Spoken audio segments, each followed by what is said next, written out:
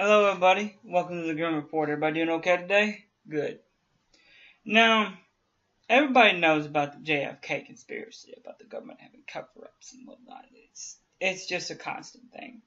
Well, a group of documents have been released online, guys. The National Archives will allow the public to gain first-hand look into the investigation of the assassination. This is by Sarah Salins Martin. Well, it was a global staff, whatever it is, July 25th. So about 2 days ago. Now, this is a document, a group of documents, a bunch of documents, basically, from the National Archives. They're going to allow the public to look at them, to look at these documents. There's 3,810 documents, including the FBI and CIA records, stuff like that. The release include 441 documents previously fully withheld and 3,369 documents previously released. In other words, some that were withheld from us, we're getting a look at them, and then there's ones that have been previously released that everybody knows about. These are CIA and FBI records about the investigation that they looked into.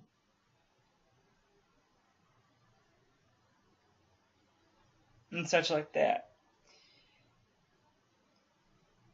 And of course, there's parts of it that are being retracted. Only the nearly undetected pages are being released, undetached.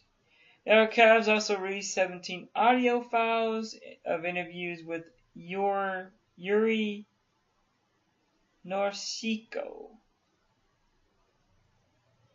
a KGB officer who defected to the United States in January 1964.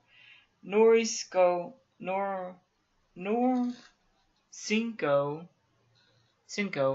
claims to have been the officer in charge of the KGB file on the man who would later assassinate Kennedy. Of course, everybody knows him. Lee Harvey Oswald.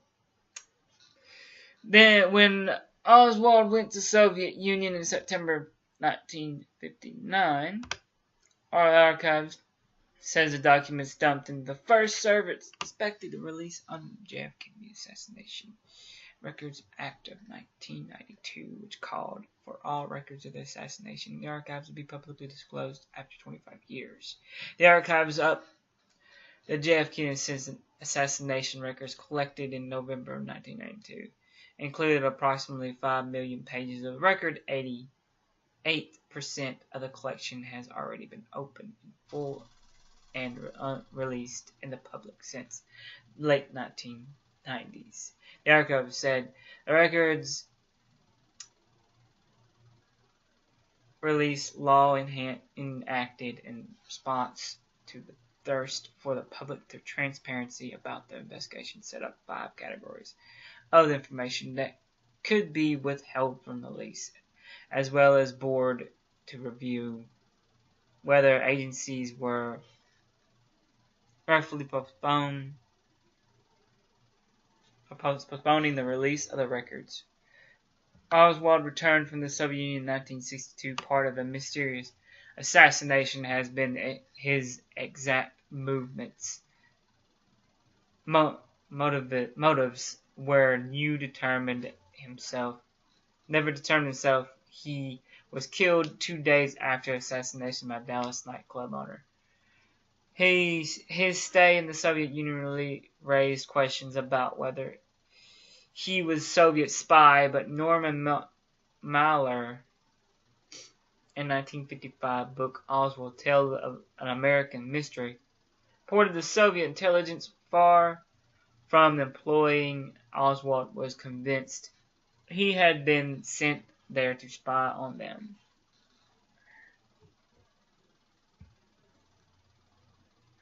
Now, guys, that's kind of weird, right? But hey, it happened. There's new light on the horizon, so to speak, about the JFK stuff. But with that said, ladies and gentlemen, I'm going to give you the people's names that you need to check out. Vault of Nightmares, LaKayla Librarian, of course my brother Chaos Productions, Chaos Theory Productions, sorry, and Vamp Lugosi. Of course, then you know there's the man Dark Waters himself. So with this said, ladies and gentlemen, good luck, good night, and God bless.